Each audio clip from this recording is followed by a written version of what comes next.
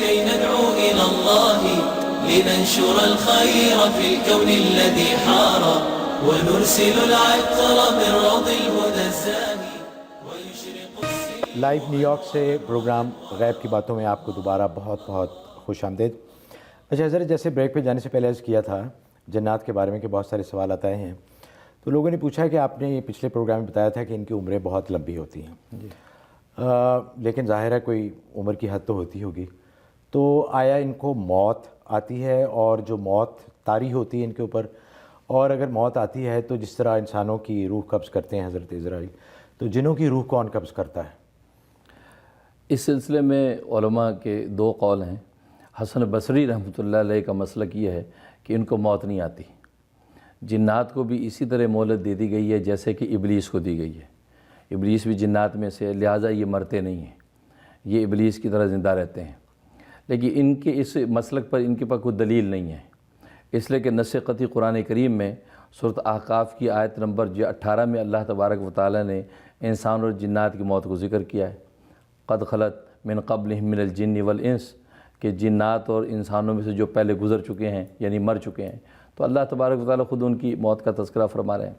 تو حسن بصری رحمۃ اللہ علیہ کی اس مسلک پر کوئی دلیل نہیں ہے ان کی، لیکن صحیح مسلک جو ہے وہ یہی ہے کہ ان کو باقاعدہ موت آتی ہے۔ چنانچہ عبداللہ ابن عباس رضی اللہ تعالیٰ عنہ سے جب پوچھا گیا کہ جنات مرتے ہیں، فرمایا کہ بالکل مرتے ہیں، الا ابلیس، مگر ابلیس نہیں مرے گا، اس کو اللہ تبارک و تعالیٰ نے مہلت دے رکھی ہے، وہ تا قیامت زندہ رہے گا۔ اور فرمایا کہ یہ زندہ رہے گا، اور فرمایا کہ یہ جب بوڑھا ہو جاتا ہے دوبارہ سے جوان کر دیا جاتا ہے، یہ ہمیشہ 30 سال کی عمر کا رہتا ہے ابلیس، لہٰذا یہ جو ہے وہ بڑھاپے کے بعد دوبارہ سے یہ جوانی کی طرف لوٹ آتا ہے اور یہ رہے گا۔ باقی جو جنات ہیں ان کی موت ایسی ہوگی جیسی ہوتی ہے۔ یہ تو جنتی مخلوق ہوگی کہ ہمیشہ جوان رہتا ہے بس دنیا میں۔ تو اور دوسرا جو ہے جہاں تک ان کی قبض روح کا تعلق ہے، تو اصل میں عبداللہ ابن عباس رضی اللہ تعالیٰ عنہ کی روایت ہے کہ 4 طرح کے فرشتے ہیں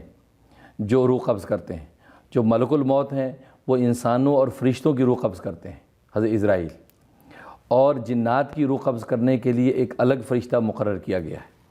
اور اسی طریقے سے جو ہے وہ جو جانور ہیں ان جانوروں کی اور چوپاؤں کی روح قبض کرنے کا ان کے علاوہ ایک الگ فرشتہ متعین کیا گیا ہے۔ تو یہ مختلف فرشتے 4 طرح کے فرشتے ہیں جو 4 طرح کی مخلوقات جو ان کی روح قبض کرتے ہیں، لیکن یہ کہ حضرت عزرائیل جو ہیں وہ صرف انسانوں کی اور فرشتوں کی روح قبض کرتے ہیں۔ اچھا حضرت، فرشتوں کو بھی موت ہے؟ جی، کل نفس ذائقۃ الموت، ہر نفس کو موت آئے گی، تو فرشتے بھی اپنے وقت پہ مریں گے جب صرف اللہ تبارک و تعالیٰ رہ جائیں گے۔ اچھا، اور اللہ تعالیٰ اس وقت جو ہے وہ 3 اعلان کریں گے، لمن الملک اليوم، آج کے دن کس کی بادشاہت ہے، تو اس کے اندر جو ہے وہ اس وقت سب مر چکے ہوں گے،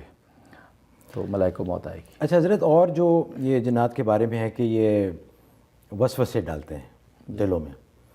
تو کس طرح یہ وسوسے ڈالتے ہیں اور اس کی کیا حقیقت ہے؟ اب وسوسہ، اصل میں وسوسہ کہتے ہیں وہ مخفی کلام کہ جس کی طرف انسان کی طبیعت اور نفس مائل ہوتا ہے،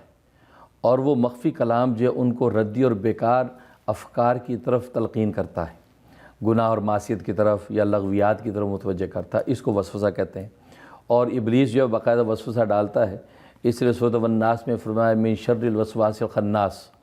تو وسوسہ ڈالنے والا شیطان جو وسوسہ ڈالتا ہے پیچھے ہٹتا ہے۔ تو اس لیے حدیث میں آتا ہے کہ وسواس اصل میں ایک دروازے کا نام ہے جو انسان کے سینے میں ہے، اور اس دروازے کی طرف سے یہ شیطان جو وسوسے ڈالتا ہے، اس دہانے پر منہ رکھ کے بیٹھا ہے اور وسوسے انسان میں ڈالتا ہے۔ چنانچہ روایات میں آتا ہے کہ حضرت عیسیٰ علیہ السلام نے اللہ تبارک و تعالیٰ سے یہ عرض کی کہ اے رب ذوالجلال، شیطان انسان کے اندر کس جگہ بیٹھتا ہے یہ مجھے دکھلا۔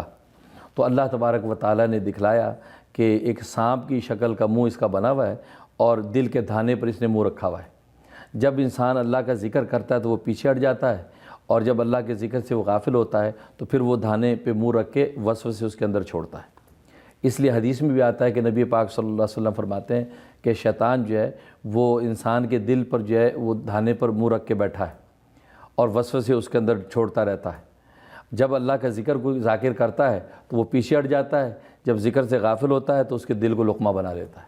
تو اس طریقے سے یہ ابلیس جو ہے وہ وسوسے انسان کے قلب میں ڈالتا ہے اور معصیت گناہ کی طرف متوجہ کرتا ہے۔ بلکہ عجیب بات ہے، صحیح مسلم کی حدیث ہے کہ نبی پاک صلی اللہ علیہ وسلم فرماتے ہیں کہ وسوسے آنا، آج لوگ پریشان ہوتے ہیں جی وسوسے آتے ہیں نماز میں یا عام وسوسہ مجھے آتا ہے، تو عجیب بات فرمائی حدیث میں، صحیح مسلم کی روایت ہے، فرمایا کہ وسوسہ جو ہے یہ اس شخص کے خالص ایمان کی علامت ہے، یعنی جس کو وسوسہ آئے اس کا مطلب وہ خالص مومن ہے اور اس کا ایمان کامل ہے۔ ظاہر ہے کہ اگر ایمان ہوگا تو وسوسہ بالکل، اس لیے کہ نبی پاک صلی اللہ علیہ وسلم نے فرمایا کہ اصل میں شیطان کوئی اور بڑا حملہ اس پہ کرتا ہے، اس کو لقمہ بنانے کے لیے بڑا حملہ کرتا ہے، جب اس حملے میں ناکام ہو جاتا ہے اس کے ایمان کی وجہ سے تو پھر وسوسے پر اکتفا کرتا ہے، اس لیے یہ وسوسہ ایمان کی علامت ہے۔ اللہ اکبر اللہ اللہ اللہ اکبر